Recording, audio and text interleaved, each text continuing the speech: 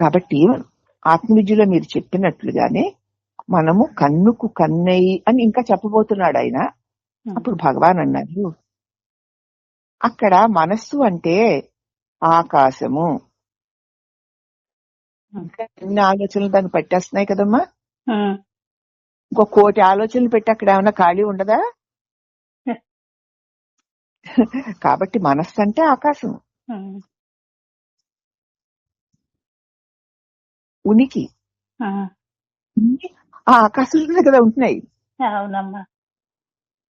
అసలు నిజంగా సత్ కూడా అదే. అది ఎప్పుడు ఉంది, దానిలోకి నువ్వు ఎక్కిస్తున్నావు. ఎక్కించుకున్న వాటి వల్ల ఇవన్నీ వస్తున్నాయి.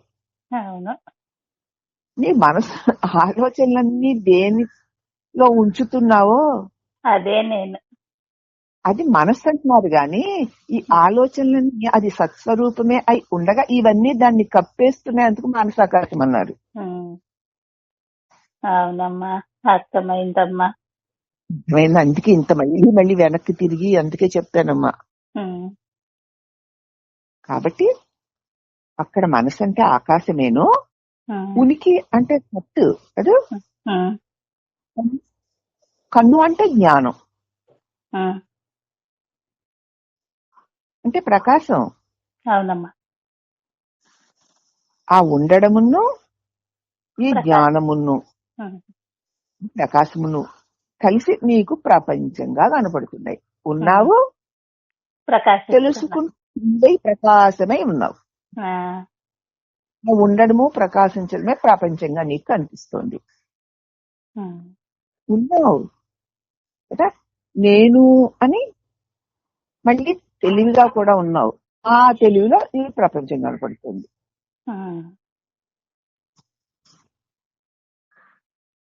సరే భగవాన్, మరి దీన్ని నేను అనుభవంలోకి ఎలా తెచ్చుకోను అంటే భగవాన్ అన్నారు, ఆత్మ విద్యలో చెప్పాం కదా, అలాగే మనోనేత్రానికి నేత్రమై, మనో ఆకాశానికి ఆకాశమై, మనో నేత్రము అన్నాం కదా. మనస్సు కన్ను అంటే చూపును, చూపు లేకపోతే మనసుకి భావాలు లేవు. అంటే ప్రకాశం లేకపోతే మనసుకి భావాలు లేవు. కాబట్టి మనో నేత్రానికి మనోనేత్రానికి నేత్రమెవరో అది నీవై, ఓహో మనస్సుని కూడా ప్రకాశింపచేసే ప్రకాశమును నేనై, మళ్ళీ మనో ఆకాశం అంటున్నాం కదా, మనస్సు ఉండడానికి ఆవాసమిస్తున్న ఆకాశము నీవై, అంటే ఆకాశము ప్రకాశమును మనస్సును తీసేసి మనోనేత్రము అన్నప్పుడు మనస్సు దానిని తెలుసుకునేటువంటి ప్రకాశము. తర్వాత ఆకాశము అంటున్నాం కదా, మనో ఆకాశం అంటున్నావే, అక్కడ మనస్సు ఉండడానికి అవకాశమునిస్తున్న ఆకాశం. మన మనసు అన్న దాన్ని తీసేస్తే ఆకాశము ప్రకాశమును. అవునా? అవునమ్మా. అంటే ఈ సాపేక్షిక జ్ఞానానికి ఆధార జ్ఞానం అన్నమాట.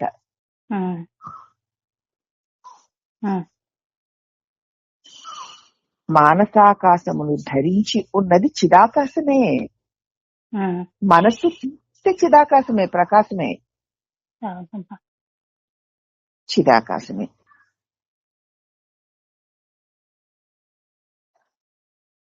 అది ఏకైకమే, సదా ఉజ్వల జ్యోతే, అదే స్వయం జ్యోతే మిగులుతుంది. కాబట్టి మనస్సు అన్న దాన్ని తీసేస్తే కదా, నేత్రము అంటే ప్రకాశం, మనస్సు అన్ని తీసేస్తే మనస్సు ఉండడానికి ఆధారమైన ఆకాశం,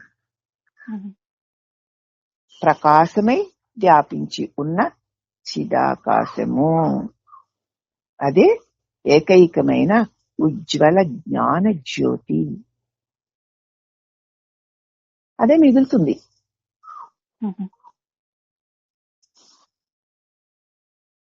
ఇంకేముంది? అయితే స్వామి ఇప్పటికీ నాకు మామూలుగా అయితే బుద్ధికి అర్థం అవుతోంది కానీ స్పష్టంగా తెలియడం లేదు. ఊహకైతే అందుతుంది. దాన్ని సిద్ధింప చేసుకునేది ఎలాగా అన్నాడు ఆయన. అప్పుడు భగవాన్ అన్నారు, మనసు అంటే ఆలోచనలు కదా, ఆ ఆలోచనలు లేకుండా ఉండు.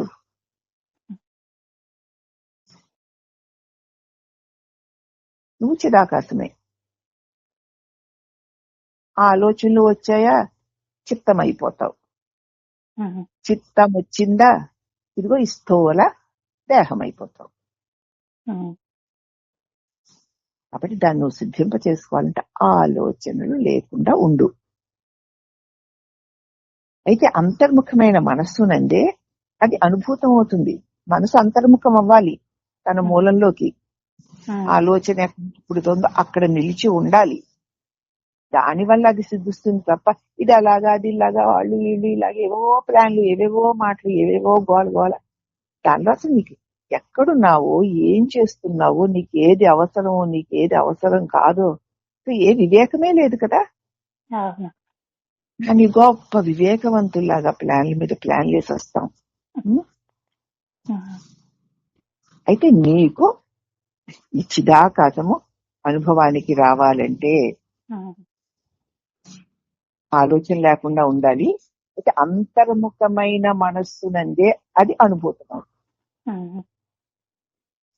కాబట్టి ఆలోచనలు వదులు. లోపల హృదయంలో విలీనమయ్యే మనస్సే అదే చిత్. లోపల హృదయంలో విలీనమైపోతే ఈ మనస్సే చిత్ అవుతుంది. అప్పుడు మళ్ళీ ఆ భక్తుడు అంటున్నాడు, ఈశ్వరుడైనా హిరణ్య గర్భుడైనా పైన చెప్పిన మానసాకాశమైన ఈశ్వరుడు అంటున్నారు, హిరణ్య గర్భుడు అంటున్నారు. అంటే పైన చెప్పిన ఈ మానసాకాశమైన అంటే మనస్సు విలీనమైపోతే ఉండే చిత్ అన్నారు కదా. అదేనా ఈశ్వరుడని హిరణ్య గర్భుడని అంటారు? అది మానసాకాశమేనా చిదాకాశమా అని అడిగాడు. ఇప్పుడు భగవాన్ అంటున్నారు, చిదాకాశం లేకపోతే మానసాకాశం ఎక్కడుందయ్యా?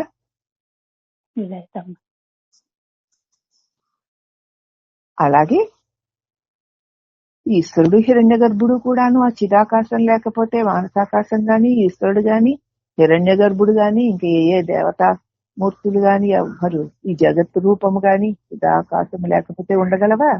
ఆ చిత్ ప్రకాశంలోనే కదా.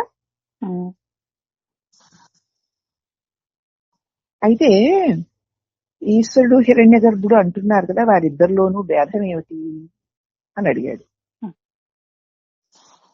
అప్పుడు మహర్షి అన్నారు, ఈశ్వరుడు ప్రత్యక్షమూర్తి. ఈశ్వరుడు అంటే ప్రత్యక్షంగా నీకు తెలియబడేవాడు.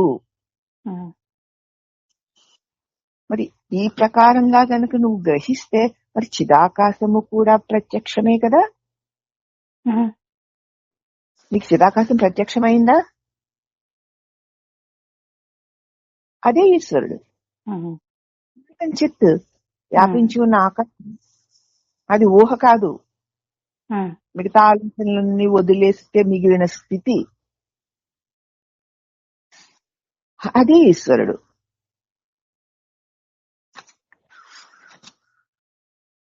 అప్పుడు మహర్షి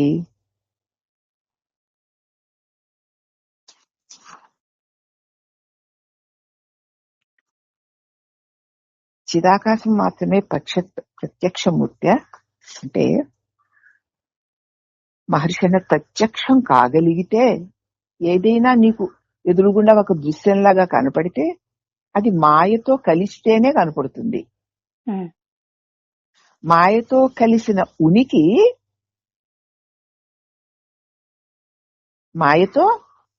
మాయతో కలిసి తెలియబడే ఉనికి తెలియటే ప్రత్యక్షం కావడం.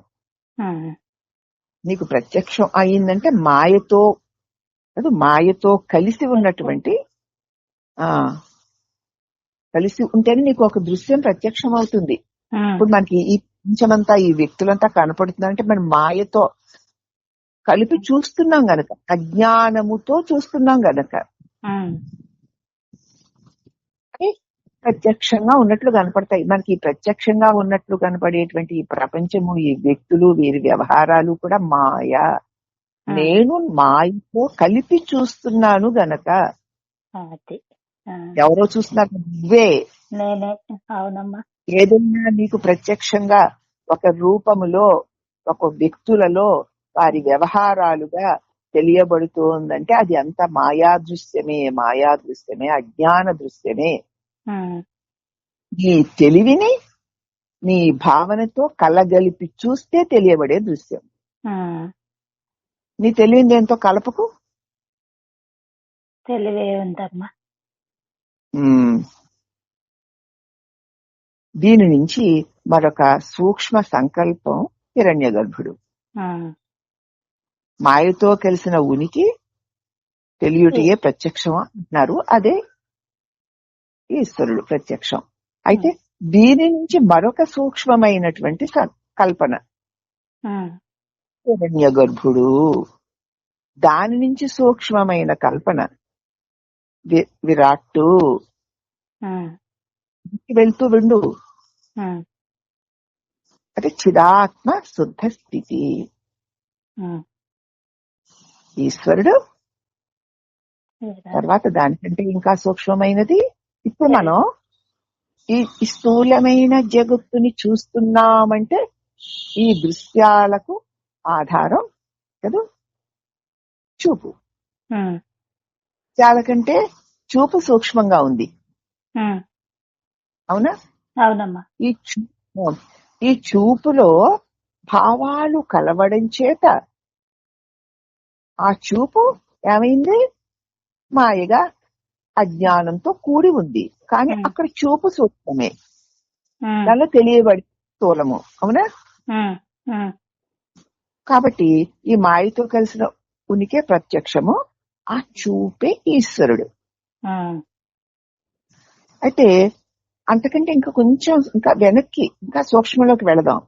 అక్కడ సూక్ష్మమైన ఒక భావన ఉమ్, చూపి, ఉమ్, అది హిరణ్య గర్భుడు. ఉమ్, ఇంకా ముందుకు వెళదాం. దాని నుంచి స్థూల కల్పన, అదే విరాట్. ఉమ్, దేనిలో? చిత్ స్వరూపమైన ఆత్మనాయందు. ఉమ్, ఆ చిదాత్మయే, చిత్ స్వరూపమే తానై ఉన్న ఆ చిదాత్మయే శుద్ధ స్థితి. ఉమ్, తనకు తానే ప్రకాశిస్తున్నటువంటి శుద్ధ స్థితే మన స్వరూపము. ఉమ్, దానిలో నుంచి ఒక చిన్న తెలివి కొరణం వ్యక్తమైతే అది ఈశ్వరుడు. ఉమ్, ఆ వ్యక్తమైనది నేను అంటే విరాట్. జీవుడు. ఆ జీవుడు నేను అంటే ఈ స్థూలమైన రూపం. ఉమ్, ఈ నేనులో నుంచి ఆ చిత్ప్రకాశం ప్రసరిస్తే ఈ జగత్. ఉమ్, ఇక జగత్ యొక్క ఉద్భవం ఎలా జరిగింది? ఉమ్, ఎలా జరిగింది? ఈ స్థూలమైన జగత్ ఎక్కడుంది? ఈ దేహము నేను అన్న భావనతో చూస్తే, స్థూల దేహము నేనన్న భావనతో చూస్తే ఇదిగో నానా రకాల దృశ్యం. జగత్తు. అదే ఈ స్థూల జగత్తు. ఉమ్, అవునా? ఉమ్, దీనిలో ఈ స్థూల దేహానికి అతీతముగా నేను అంటే జీవుడు, ఉమ్, దానికి అతీతంగా నేను అని అనకపోతే ఈశ్వరుడు. అనకుండా అనుకోకుండా ఉంటూ ఉన్న సుస్థితమైన స్థితే నిజస్వరూపమైన సచ్చిత్ ప్రకాశం. ఉమ్, అనకుండా అనుకోకుండా తనకి తానే ఉన్నదే నీ నిజస్వరూపం. అవునమ్మా. అనుకుంటే వ్యాపించిన ఆకాశం వల్ల ఈశ్వరుడు అవుతాడు. ఉమ్, ఆ అనుకోవడం నువ్వు అంటే జీవుడు అవుతాడు. మేను అంటే ఇదిగో వ్యక్త రూపమైన ఈ రూపం అవుతుంది. ఈ రూపం అయ్యేసరికి అనేక రూపాలు గోచరిస్తాయి. సరే. ఉమ్, ఇవన్నీ ఇన్ని రకాలుగా మారుతున్నట్టు కనిపిస్తోన్నా ఆ ఏకైకమైన చిత్ సత్ అంతే. ఉమ్, అది మారలేదు కదా, అది కలగలేదు, కలగదు, అది కలగదు. మారలేదు. అది అలాగ దానిలోని ఇవన్నీ అల్లా అల్లా అల్లా ఏవో కలుగుతున్నట్లు తొలుగుతున్నట్లు అని చూసే వాళ్ళకు ఉంటాయి. ఉమ్, అనుకుంటా అనుకోకుండా ఉంటాయి. అదే మోక్షం.